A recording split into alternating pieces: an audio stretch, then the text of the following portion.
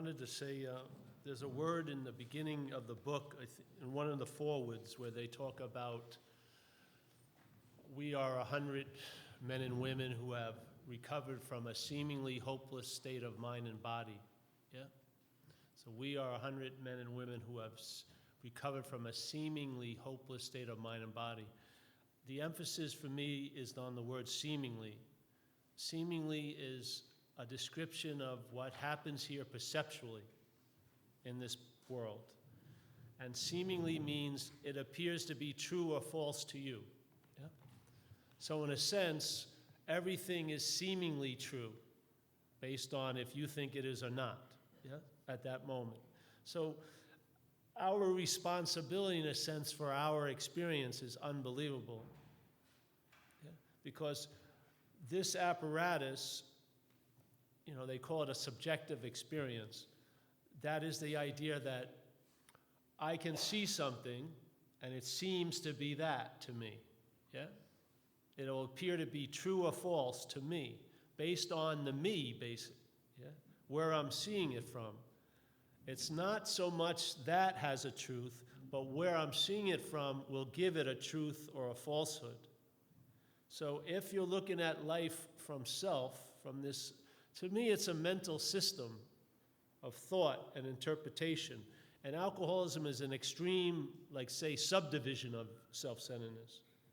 But everyone is self-centered here, running around. Everyone is having a subjective experience, thinking that I'm the one who's seeing. I'm the one who's hearing. I am the one who's feeling. I'm the one who's tasting. I am the one who's touching. And I'm the one who's thinking. Yeah? In Buddhism, they would call there's 5 gates or 6 gates where consciousness meets this world. The 5 gates are the senses, and the 6th gate is the mind. The mind sees thoughts like the eye sees a bird fly by. But when we're walking around and thoughts are being seen, the mind in self interprets it as I'm seeing, I'm thinking the thought. But if you're the thinker of the thought, then stop thinking. That hasn't been that successful, no? If you're the thinker of the thought, stop. Like if you were running and someone said, stop running, you could probably stop running, yeah? Okay, stop running. All right, stop thinking. See how it goes. It's a big assumption that you're the thinker of thoughts. I would say the thoughts just arise based on your conditioning, primarily for us, the alcoholic conditioning, because we have very similar thoughts, everyone in this room. Yeah? And we have very similar reactions to life, and we have very similar feelings. That's what we identify with at a meeting. I definitely do not identify with who you are. I truly identify with what's taking you over. So if you and I are giving everything the meaning it has, yeah, to you, yeah? So let's say today this is a problem, yeah? I'm in a bad condition today, so this is a problem. The next day I'm in a good condition, it's not a problem. The next day I'm in a bad condition, it's a problem. What is it? Is it a problem or isn't it a problem? It just appears to you to be one or the other based on where you're looking at it from. Yeah? So I'm giving this the meaning it has. On Saturday, I give it a meaning, hey, this is a freaking problem. Sunday, I'm feeling pretty good. I give it the meaning, hey, it's not a problem. Monday, I don't feel good again. It's a problem. Yeah? So you and I give everything all the meaning it has. This is what this does, this apparatus. Yeah? Now, if the meaning that I'm giving to everything is coming from the point of view of self, yes? So basically, I'm living the interpretation of life based on self. Yeah? All the meaning I'm giving, everything I meet, everything I hear, taste, touch, smell, and think, I'm giving it a meaning. If that meaning is being distributed from self-centeredness, then I'm living the interpretation of self. Yeah? Now, many of us have lived that interpretation, so we get to a point where we want to surrender our lives to the care of something else, so that something else will give our life a meaning through us. other than self, yes? So I will now look at life and see what I can contribute to it instead of trying to see what I can get from it. All of these are just different meanings given because you're looking at life from a different place. And the shift of that place is stated in that point of perhaps there's a better way, trusting something infinite rather than finite self. So when you're relying on self, you're trusting it. Where is the trust being expressed? In the thoughts. You're believing what the head's telling you. The acronym of fear, false evidence appears real. The false evidence is presented, but it needs you to appear real. It doesn't appear real on its own. It's false evidence. But you seeing it from self makes it appear real. It's incredible. So the head is, so where's an immunity to that? Where's the immunity to thought? If you had immunity to thought, your whole day would go different.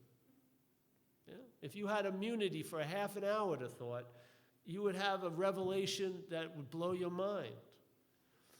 Well, I found for me what helped in the beginning was because I'm in AA, I realized I started to entertain that the thoughts that were happening were alcoholic thoughts. Yeah? And that gave me a little freedom from them because instead of always holding them as mine, which is the bondage to self, the bondage to self, let's say here's self and here's you. For you to be bonded to self, there's got to be a bonding agent. The bonding agent is the daily narrative in your head. All the thoughts is what binds you to the idea of being self. It has to apply every day because it's not a natural bonding.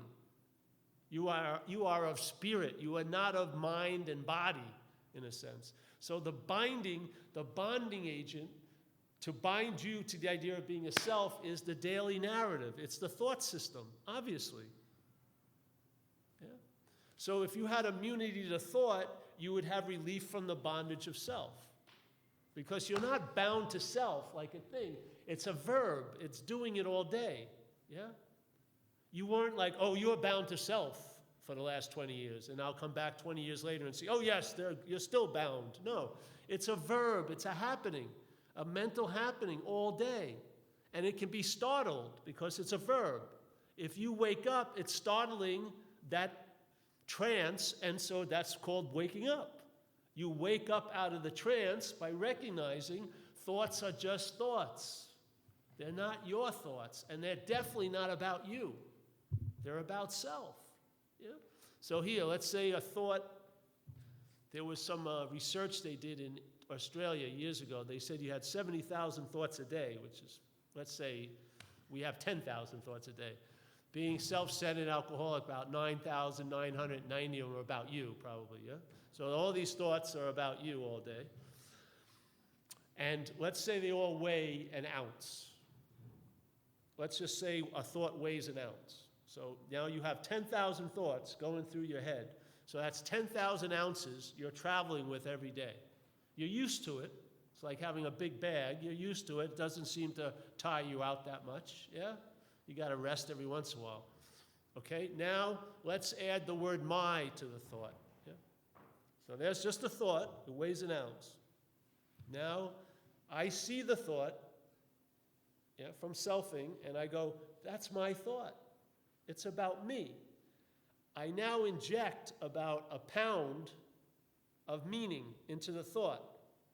Now, the same day, I'm carrying 10,000 thoughts, but now I'm carrying 10,000 pounds. I would say that's a good description of traveling heavy. Yes? You're weighed down by the obsession with self, which causes you to feel irritable, restless, and discontent, which creates seeking to get some fucking relief. Then you go to this to tell you what relief you should get, and that's the problem.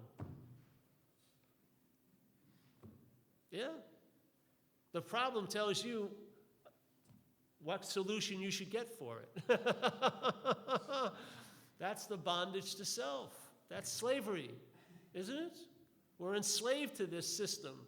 We're not aware of it. So let's say, all right, so a thought is just a thought until it's my thought. Then it becomes a story. Yes? Very important. So let's say you come up here. I forget everyone's names because the Swedish gets me. All right, you come here and you're coming to my house to tell me how you're doing. So you come and you start talking about the selfing. Now in about 2 minutes, I'm bored stiff, yeah? I've heard it thousands of times, yeah? I'm sitting here, okay, I'd rather do my laundry, but oh yes, da-da-da-da-da-da. But the same thoughts are happening in my head, and I'm incredibly interested in them. What's the difference? They're the same thoughts, alcoholic thoughts. What's the difference? The ones I have somewhat of immunity to, I see them as yours. The ones I have no immunity, I see them as mine. That's the root of the problem, identification as that. If you believe you're the thinker, you're going to be very engaged in those thoughts. If you believe the thoughts are about you, you're going to be very engaged in them. You're going to have a lot of interest in those thoughts. The same person sharing the same thoughts you'll have no interest in. Because why? They're not about you. It's like here, we're sitting in this room, and let's say there's a lovely girl in the next room that I'd like to have a relationship with. I'm afraid to really ask her because she could reject me, and I don't want to go through that terrible pain. So I think she's talking out there with some friends, and of course I'm thinking she may be talking about me. Who knows? There's billions of other people, but maybe it's me. So I'm really trying to listen through the wall to hear what she's saying, and I'm supposed to be doing this talk, and someone says, "Hey, Paul, you're supposed to be doing this talk," and I agree with you, but I can't seem to help myself. Right? Very interested in what she's saying. And then someone says, "Oh, well, here's a book of how to stop listening to a conversation in another room. Read this book." All right, I'll get back to it later. But then I hear her, and she's talking about Matt. What happens? I lose interest immediately. I don't have to take 3 months of workshops to lose interest in that conversation. As soon as I recognize it's not about me, I could care less. That's exactly what happens with this activity. If you see the thoughts in your head as not yours, you will lose interest in them. The obsession with self will diminish, yeah? Because you will entertain, possibly it's not about me. And it's only about you that's drawing you into that orbit of the thoughts. The thoughts have no power but yours. You give them power by calling them mine. And then the thoughts bind you. But it's the mind binding you with the thoughts through identification. There's a freedom. It's available. You can have immunity to thoughts if you entertain it as not yours. And once you get a little flavor, keep entertaining and you'll see. You'll travel a whole lot lighter during the day. Geez, I'd be dead if I listened to these thoughts. Jesus Christ, I wouldn't have showed up here. You can't give this talk. You were bad to someone a couple hours ago. Oh, okay. Like I have anything to do with this. You see? I did these workshops every Monday for 19 years in San Francisco. I sat down in a seat to share information with people just like this, and I had done with every type of circumstances, every type of mental state you could possibly be in. Having no money, really sick, my fairy princess just broke up with me, and as long as I sat in that chair, was willing to let it go, something happened. That's what it's like. When you surrender to this power greater than that self, the whole thing changes because of one thing. It's greater than self. You've reached a new power that's greater than the mind. Yes? If you rely on that, it breaks your reliance on mind. Yes? It frees you from the bondage to self.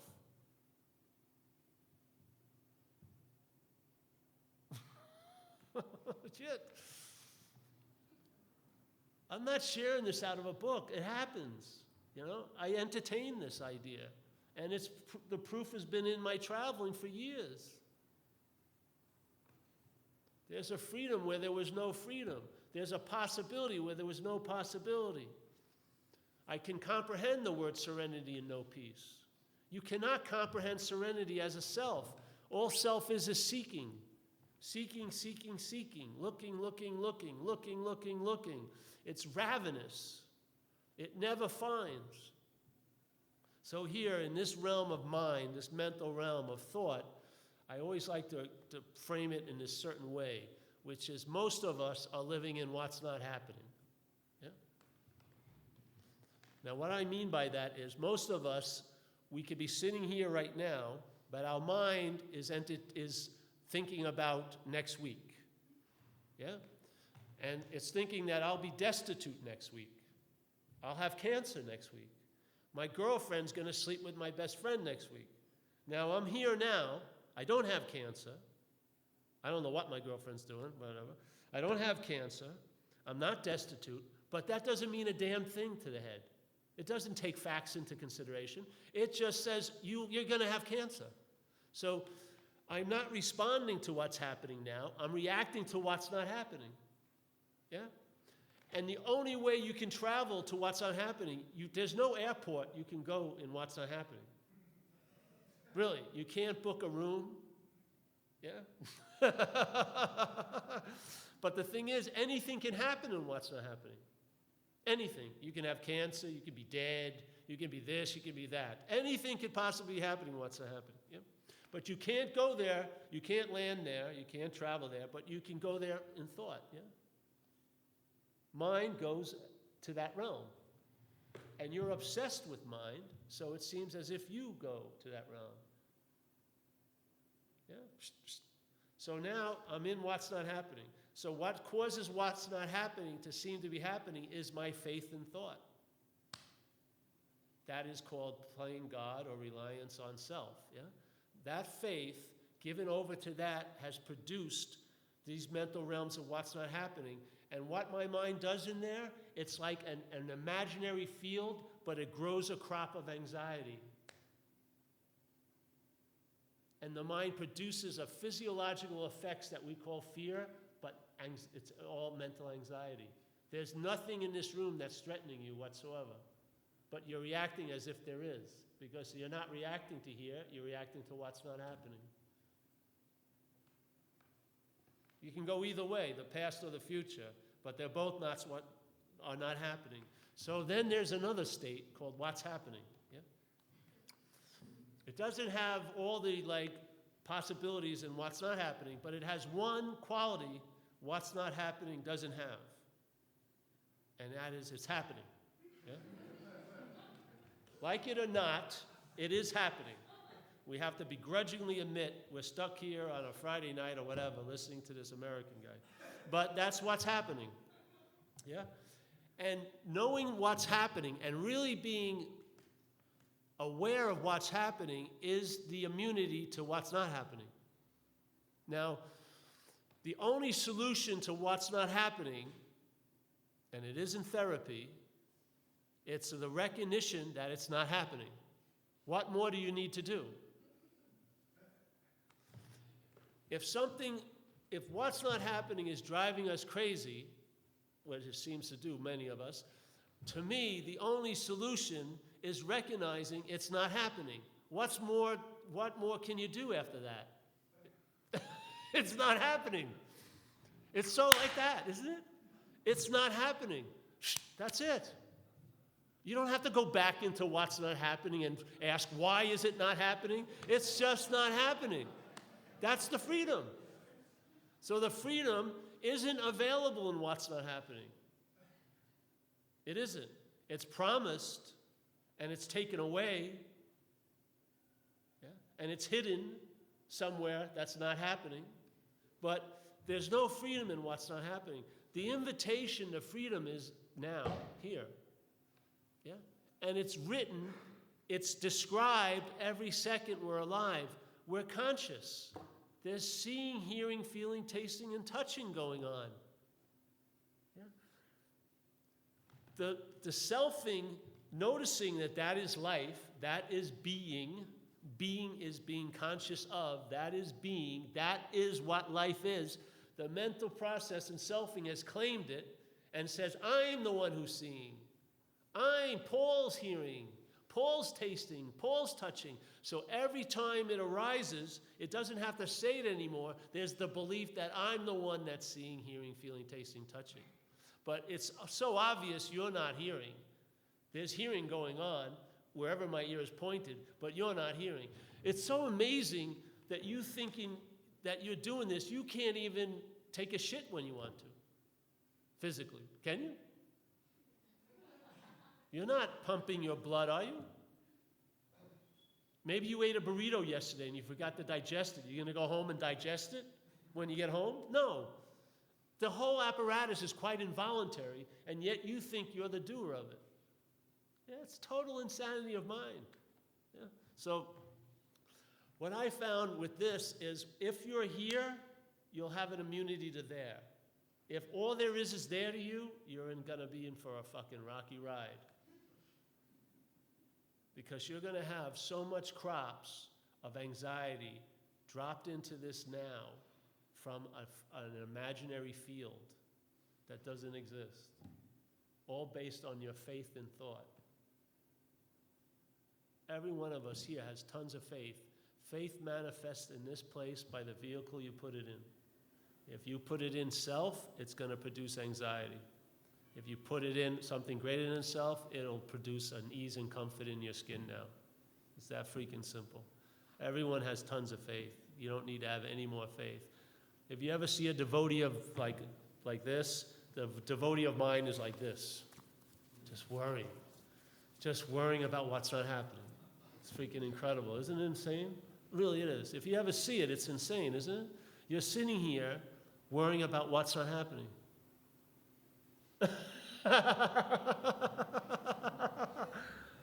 And the best you can do is you can't even entertain, you're okay, I will be okay. What do you mean now? No, not now. Don't disturb me, I'm okay. But I will be sometime later. Yes, give me a break. Freedom is immediate. It's not something that you sneak up on. It sneaks up on you. Yeah? So I don't know. I love this part in the book, page 62, where he says the main principle of AA is the reliance on something greater than oneself. And he talks about the how and why of it being quit playing God. It doesn't work. For me, it was really helpful to learn what playing God looks like so I could recognize it, yeah? If you can recognize it, if you see one example of it, it will lead you to another example of it. You'll start seeing how the mind, the thing that's talking, and it's funny because it sounds like it's your voice, doesn't it? But it's actually just the voice of this body. But you believe it's your body, so it sounds like your voice. It's always identifying, that's the verb of the bondage. You're constantly identifying as something that you're not. So on page 62, it says, this is the how and why of it. First of all, we had to quit playing God. It didn't work. Next, we decided that hereafter in this drama of life, God was going to be our director. He is the principal, we are his agents. He is the father and we are his children. Most good ideas are simple, and this concept was the keystone of the new and triumphant arch to which we pass to freedom. Then he starts describing what's going to happen to us if we take this position, yeah, of reliance on something greater than self. When we sincerely took such a position, all sorts of remarkable things followed. We could have a 7-day event of people just coming up here and saying some of the remarkable things that followed when they took this position. Yeah? We had a new employer being all powerful. That's the deal. Because what you're relying on now has no power. It's unreliable. It's all advertising. Yeah? But we're relying on something that has power. He provided what we needed if we kept close to him and performed his work well. So he's giving us 2 requirements that you could put all your future concerns in. You're going to be taken care of if you stay close to him, and that requirement's out the window because you can't be, how can you be away from everywhere? Yeah? I mean, that's what they used to say in catechism. God is everywhere. He's omnipresent, omnipotent, omniscient. Then why aren't you bumping into it if it's everywhere? You must believe you're in a special somewhere. That's called self. So here it is, this power, being all powerful, is going to take care of me if I stay close to it. How can I not be close to it? And just perform his works well. So we do service in AA, yeah? And to me, service, if you notice, if you watch service, When I used to do service, it gets you out of self, yes? It's a nice way of getting out of self. And you feel available because you're out of self. It's like your head comes out of the ass of self, and pop, and you're available. Whoa, yeah, you're here. So you feel available, and when you feel available, when you're available to hear, you sense a presence of that spirit. That's what happens. You need to be available to sense it. If you're not available, if you're in what's not happening, you will not sense the presence. You will be the only presence you sense, the self. Yeah? You won't sense the presence of that power. But if you're available, you'll sense the presence. So thousands of times this happened to me. I did service, yes, in AA. I felt that availability and sensed the presence, but I'd always go back into the modality of selfing. So then I'd have to do service, get an experience of being out of self, feeling available, sensing a presence. But just one time, when I had sensed that presence, I called the presence me. Yeah. I said, that's me, yes? And so when I sensed, when I was that presence, it causes me to be always available and of service, because that's what service is availability. So in a sense, I don't have to do formulated service anymore to have that sense, because once, just like surrender, did you ever know, I got run over by cars, I never surrendered. I've been shot at, never surrendered. It was just a regular day at the office when a surrender occurred. I had to be given the gift of surrender for my mind to be able to entertain it. But I can entertain it now. The same thing, if this sense of presence is really noted, your mind can entertain it as that, not as self, yes? Boom. Then you're that presence, which means you're always available. No matter what your head is saying, you're constantly available. It has nothing to do with what your head's saying. As long as you're conscious, you're available here, yeah? That means you're of service because you're holding the space of that availability to someone else. What better message can you deliver that you are that, yes? Sitting in the space, like a space in this room is being held, yes? There's a loving God expressing itself through our group conscience. That power, we're magnifying it. It's tradition number 5. A loving God will express itself through our group conscience. Don't you sense a presence in here? I do. That's us. You know, maybe every one of us is an asshole in this room, but the perfume of us together is very sweet, isn't it? Something greater than ourself is expressing itself through us, and it's producing a presence. That's your nature, that presence. So, performing his works and staying close to him, he will provide what we needed. Then he goes, all right, the next thing is after you've been entertaining this, maybe you'll get to a point where you get established in it, yeah? You got a little more firm footing in this position of reliance on something greater than self. When established on such a footing, we became, and this is an effect, you don't do anything. You don't do and have yourself into this state, in my view. It says we became less and less interested in ourselves. And I love this word he uses, and our little plans and designs. Because you know when you're obsessed with self, every plan is big, isn't it? Very big. So our little plans and designs. There will be a losing of interest. We don't do it. It happens, yes? When we take this position, some effects occur. The mind changes its sort of format, yeah? So now instead of looking at what I can take, you're looking at what you can give. It says not you doing it, it just starts occurring, yeah? So we become less and less interested in ourselves, our little plans and designs. More and more, we become interested in seeing what we could contribute to life. As we felt new power flow in, and that this is really good because when we're obsessed with self, we have been living in a powerless vacuum. That's why we've been so fucking anxious and fearful. We got no juice. We really don't. It's all dry, and all we got is an advertising. The mind's just going off and off and off and off and off. But any system that has to live in excuses and blame and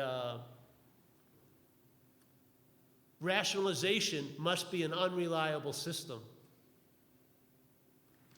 If this system delivered, what would it have to rationalize? What would it have to blame? What would it have to make an excuse about? But your mind's constantly making excuses and blaming others and rationalizing its inability to deliver the goods. It's unreliable. We take this to be natural, excusing and rationalization. It's just an effect of the system of thought we're identified as. One of the things that goes seriously when you come out of the ask of self is the desire or the drive to blame others. You tend to be quite accountable for where you're at. Yeah. All right, so as we felt this new power flow in, as we enjoyed peace of mind, yeah, that's beautiful. Because mind is of peace, really. But you can't enjoy it in the mental realm, in time. But you can enjoy peace of mind here. It's available only here.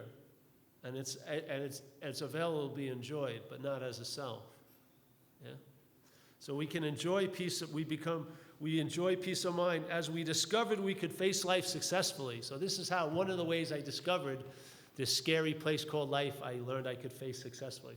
It was my first AA dance, which was my last AA dance. If you ever know about AA dances in America, phew, very painful. But the first AA dance I went to, I was less than a year sober, and I was standing on the men's side, and I was drinking carbonated water like beer, trying to have some defense, And the women were way over there, and I was over here, and there was a disco ball, one of those balls moving. And so I decided I'd be the scout. I was going to go over to the women's side and ask a woman to dance, yes? So it was like no man's land. I crossed the side, I got over there, and I asked this woman who I liked from afar, and I asked her to dance, and she said no. And I had an experience that most of my life was about avoiding, which was rejection. My whole life, that's why my life got so small. I wouldn't try anything, because I was afraid I was going to fail.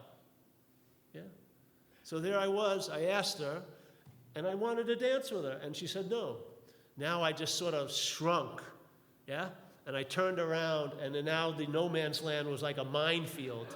And I'm crossing the minefield, and the disco ball's like a spotlight, and I feel like everyone's watching me. I didn't come back with a woman, And I get to the other side, but I realized it didn't kill me.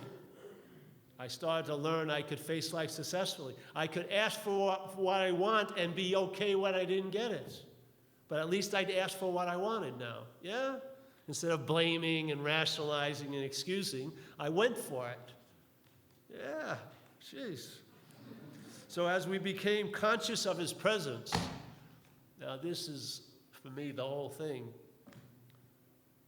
AA is for me, is the whole point of having a relationship with something greater than self. That's its whole point.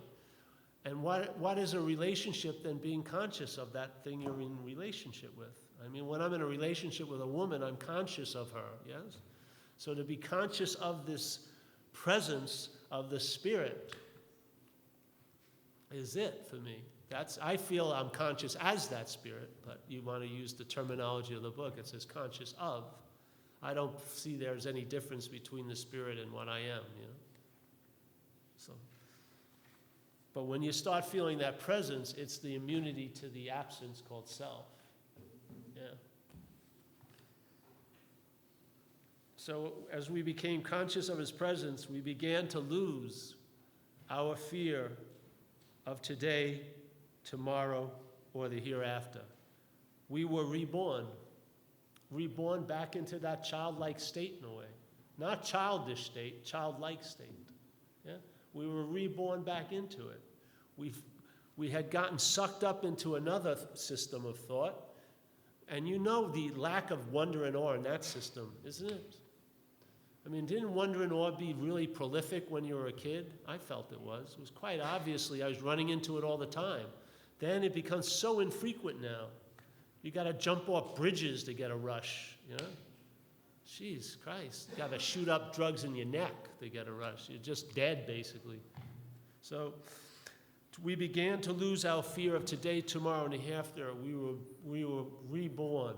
So if it says we can begin to outgrow fear or lose it, then we must have grown into it. Yeah? It is not a natural state to be living in anxiety. That's not my view of it. I think there's a natural state being conscious, yeah? Where your day is based on seeing, hearing, feeling, tasting, touching, not you seeing, hearing, feeling, tasting, touching, but seeing, hearing, feeling, tasting, touching, yeah? The aliveness of the immediacy of being on, yeah? To me, that's the joy of living. So then I'll go to that page that we went over earlier, page 64. I'll just read it again. It says, all right, being convinced that self. Well, I'll do another thing, because if you're interested in doing an inventory process, the fourth step, I used to present it in this way. I used to use an example of self and a balloon, yes? So there's self, and the root of the problem is obsession with self, yes? So self, when it's obsessing, that's the dilemma. And the balloon, the obsessing would be represented by air, yeah? So the self has a big agenda. You think you have an idea, if I got this and I do that, then I'll be happy, yeah? And so we have all these instinctual drives, and the self is trying to manage them. And if it says, if I get it all right, I'll be happy.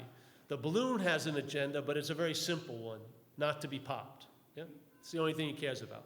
It doesn't care if it's used at a birthday party or whatever, just not to be popped, okay? Now, it's the ego's idea or the self's idea of its success or not is very, very complex. But its gauge of how it's doing the balloon is just the thickness or thinness of its skin, yeah? If the skin is too thin, it could be popped. If it's thick, it's feeling pretty good, yeah? So here it is. Here's the balloon, and the balloon has alcoholism. So, yeah? Now the balloon, thinking about itself, is blowing itself up, yes? As it blows itself up, what happens? The skin gets thinner. As the skin gets thinner, the self recognizes Jesus Christ. If it gets too thin, I could be popped, and now self-centered fear arises, yes? What does it do? It thinks more about the situation. The balloon gets bigger, bigger. It's getting thinner. Now it's in a lot of self-centered fear, so what does it do? It looks around its environment, and it starts seeing what it thinks can pop it. It doesn't even have to have the quality of being able to pop it. It just, if you give it the meaning, you're going to have the reaction of fear, yeah? So now the balloon's looking around, it goes, wow, if I hit that exposed light bulb, I'll pop, yeah? Someone's smoking a cigarette. If I touch that cigarette, bye-bye. If I hit this sharp angle, whammo, yeah? So now it's resenting the sharp angle, this, and it's in a lot of fear, yeah? So what does it do? It thinks more about the situation. Now the balloon's really, really big. The skin is super thin. It's in a huge amount of anxiety, and it's basically not just resenting the light bulb, but the electric company, yeah? Not resenting the cigarette, but all tobacco, yeah? So now you start resenting almost everything, because everything is being viewed as a threat to you because of the skin, the thinness of the skin. This is an example of someone with untreated alcoholism. You believe the resentments of fears are being caused from outside, but it's your obsession as self that's causing the perception of the fear and the resentment. If you try to change the outside without changing what's causing it, you'll have to be very busy changing the outside, because there'll be more resentments and fears. They'll be popping up everywhere you are. You got to put two and two together. Everywhere I go, I seem to have anxiety. Yeah. You think anxiety is everywhere you go? No, it's where you're coming from you. So here it goes. So what do? AA says the steps are meant to deflate the ego. Yeah. So let's say the balloon starts deflating. Some air comes out. What happens? The skin gets thicker. The self of the balloon recognizes the skin's thicker. Some of the fear drops. Yeah. Now that it says it's okay, it doesn't see resentments. It doesn't see threats, because the skin is thick now. That's exactly what's happening to us.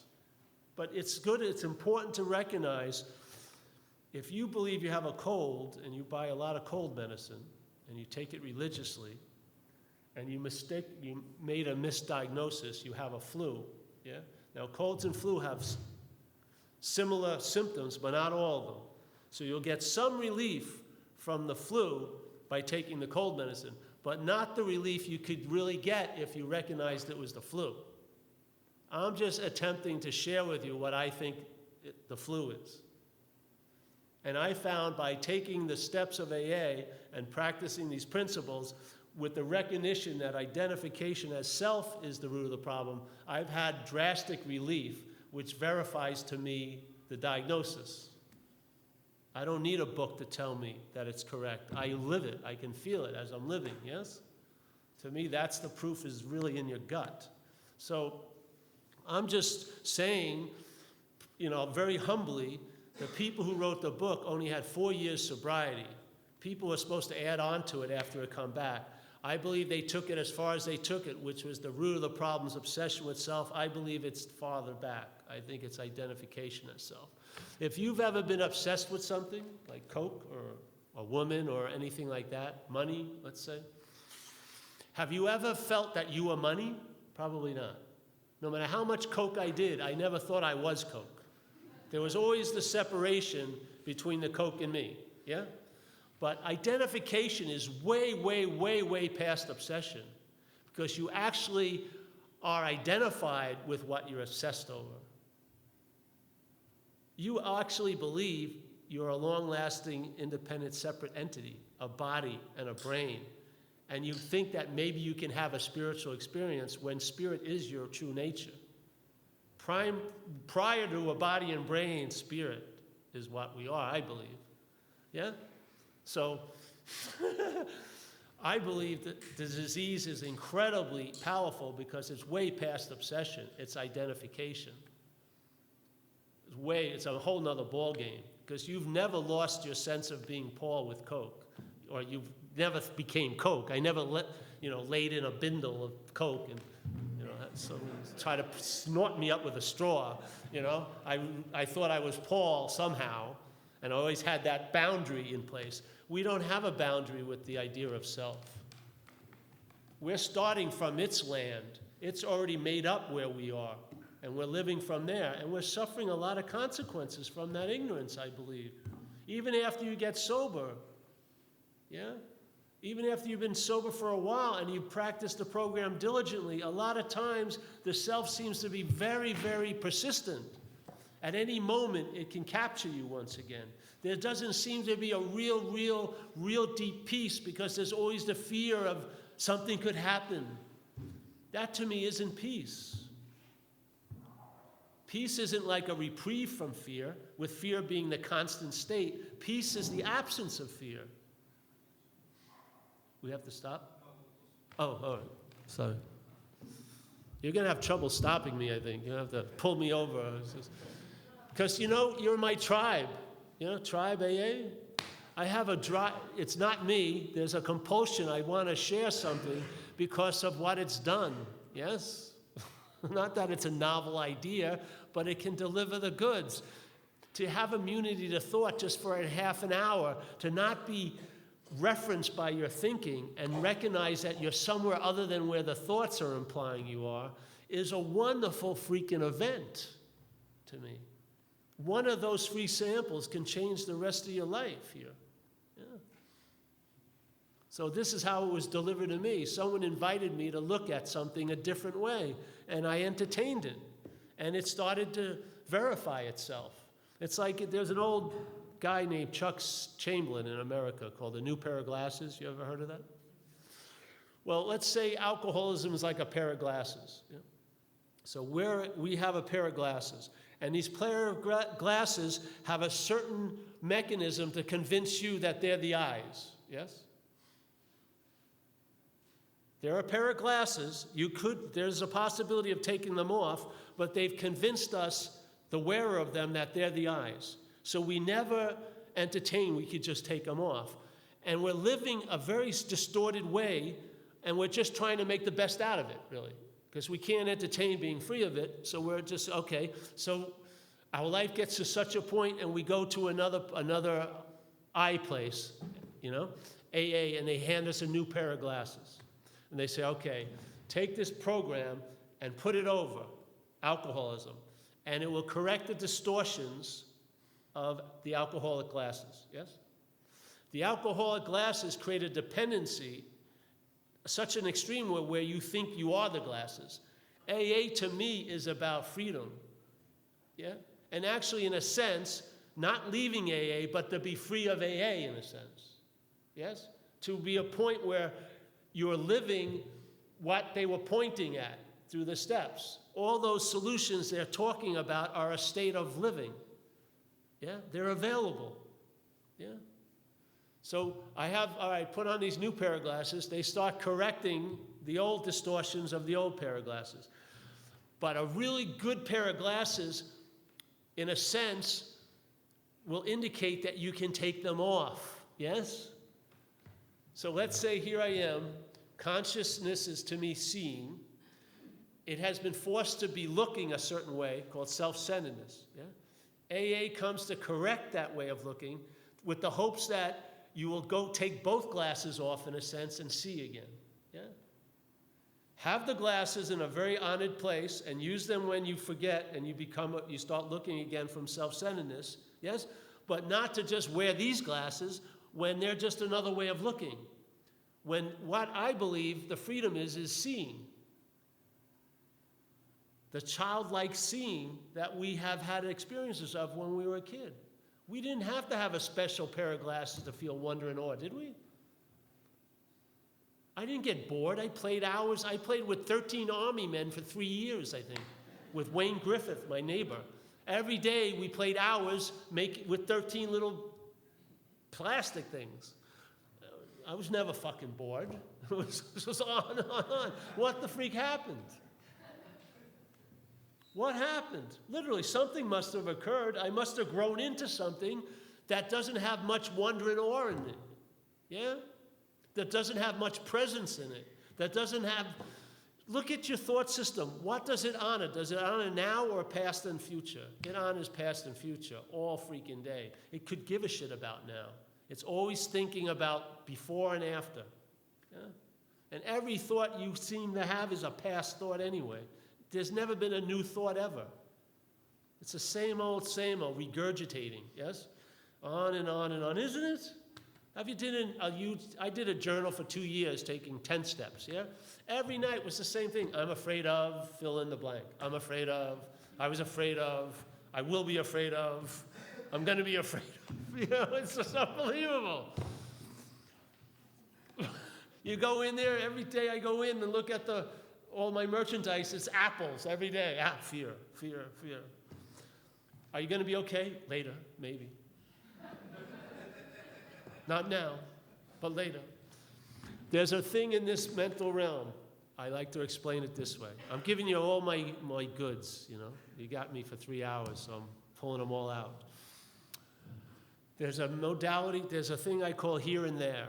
Maybe you'll identify with this, yeah? Here and there.